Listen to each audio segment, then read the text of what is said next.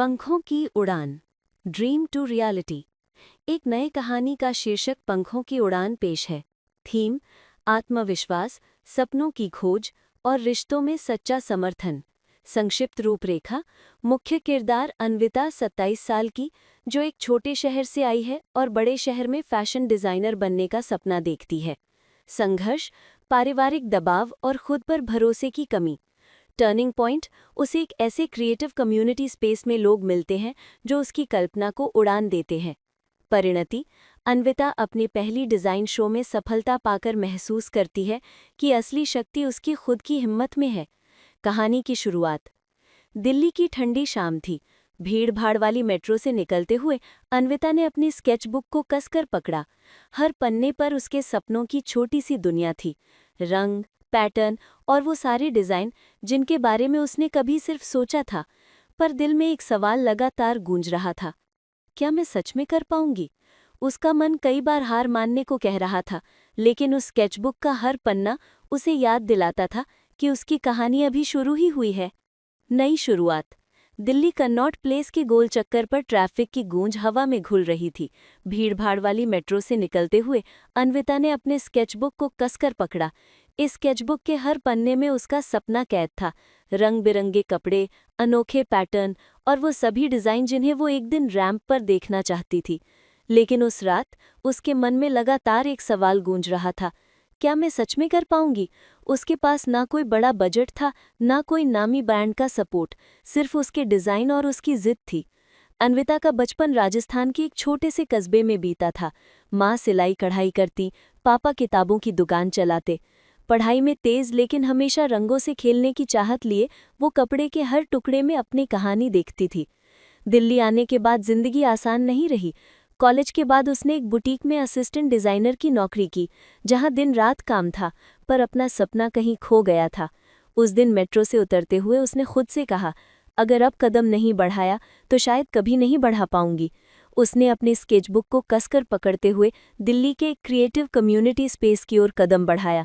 यहीं से उसकी असली उड़ान शुरू होने वाली थी। नई दुनिया, दिल्ली की सर्द हवाओं में अन्विता ने अपना दुपट्टा कसकर ओढ़ लिया। फ़ोन पर लोकेशन देखते हुए वो पुराने गोदाम जैसी इमारत के सामने पहुंची, जहां एक बोर्ड टंगा था, कलर स्पेस क्रिएटिव हब। अंदर कदम रखते ही उसे एक अलग ही माहौल महसूस हुआ। हल्की जैज़ म्यूजिक बज रही थी, दीवालों पर रंग बिरंगे कैनवस और अलग अलग कोनों में लोग अपनी कला में खोए हुए थे। कहीं पेंटिंग चल रही थी, तो कहीं कोई गिटार बजा रहा था, तो कहीं छोटे से रैंप पर मॉडल्स कैटवॉक की प्रैक्टिस कर रहे थे। अन्विता ने धीरे से रिसेप्शन पर खड़ी युवती से पूछा, हाय, मैं अन्विता हूँ, रूही से मिलने आई हूँ। युवती ने मुस्कुराकर कहा, ओह, आप वही डिज़ाइनर हैं जिनका ईमेल आया था। रूही अंदर ग्रीनवॉल स्टूडियो में है।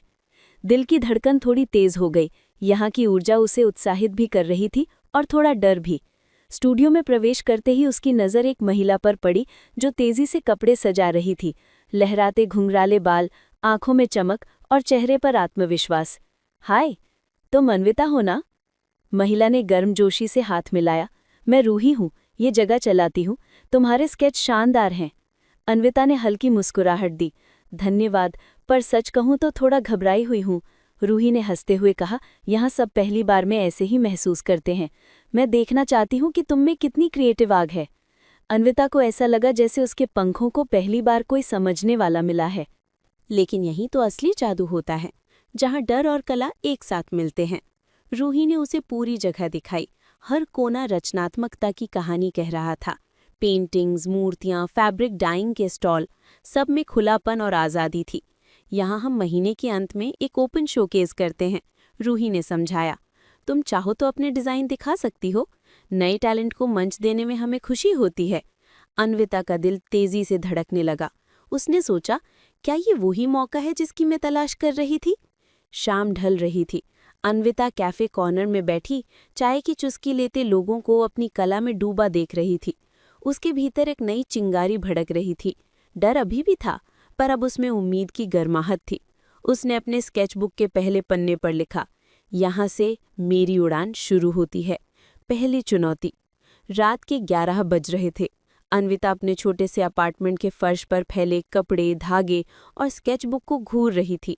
रूही के दिए निमंत्रण को याद कर वो उत्साह से तो भरी थी, लेकिन शोकेस तक केवल 3 हफ्ते थे और उसके पास ना तो बड़ा बजट था, ना तैयार कलेक्शन। आत्मसंदेह की आवाज़ें कमरे की खामोशी में उसी की धड़कन गूंज रही थी। क्या मैं सच में तैयार हूँ? अगर लोगों ने मेरे डिज़ाइन को पसंद न किया तो? माँ पापा का चेहरा याद आते ही एक हल्का डर फिर से उभर आया। घर वालों को तो अब भी लगता है कि ये सब शौक है, करियर नहीं।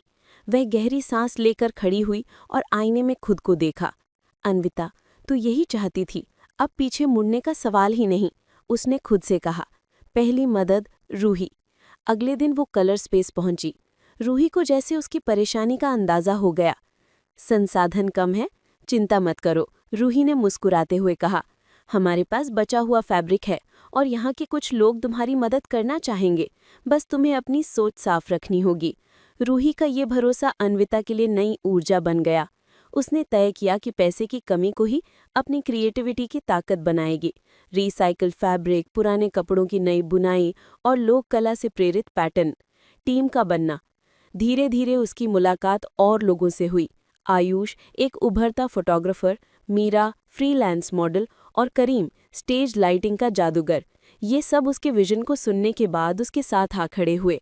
रात भर सिलाई मशीन की आवाज़ और रंगों की खुशबू उसके छोटे से कमरे को एक अस्थायी स्टूडियो में बदलने लगी।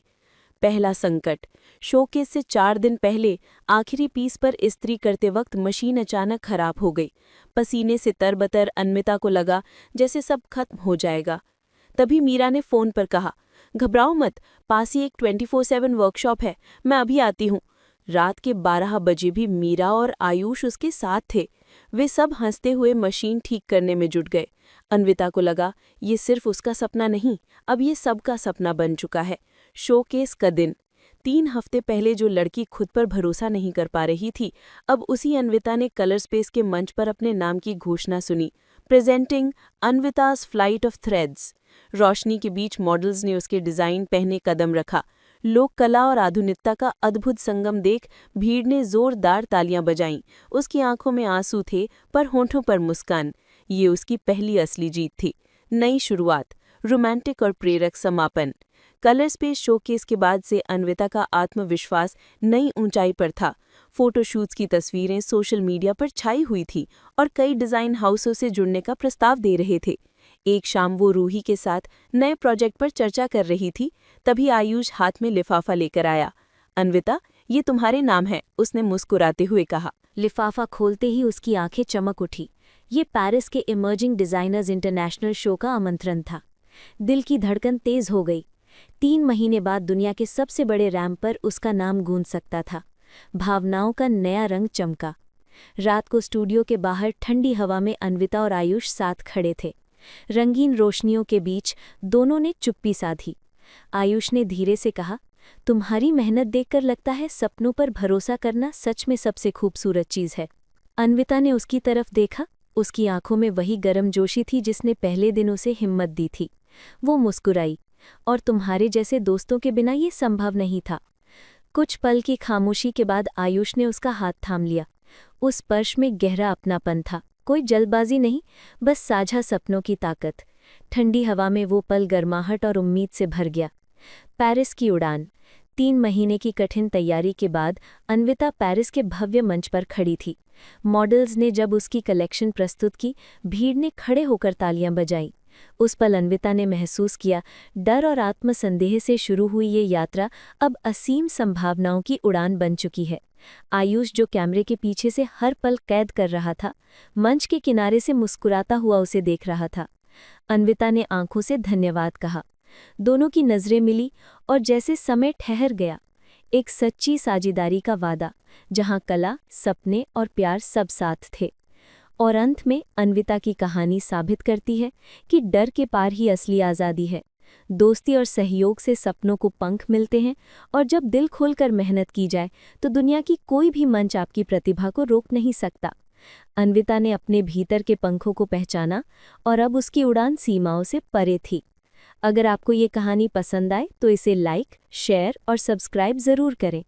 कमेंट में बताइए, आपके जीवन का वो सपना कौन सा है जिसे आप अब उड़ान देना चाहते हैं। अगर आपको ये कहानी पसंद आई तो लाइक करें, शेयर करें और नई कहानियों के लिए कथाएं 2.0 चैनल को सब्सक्राइब करना ना भूलें।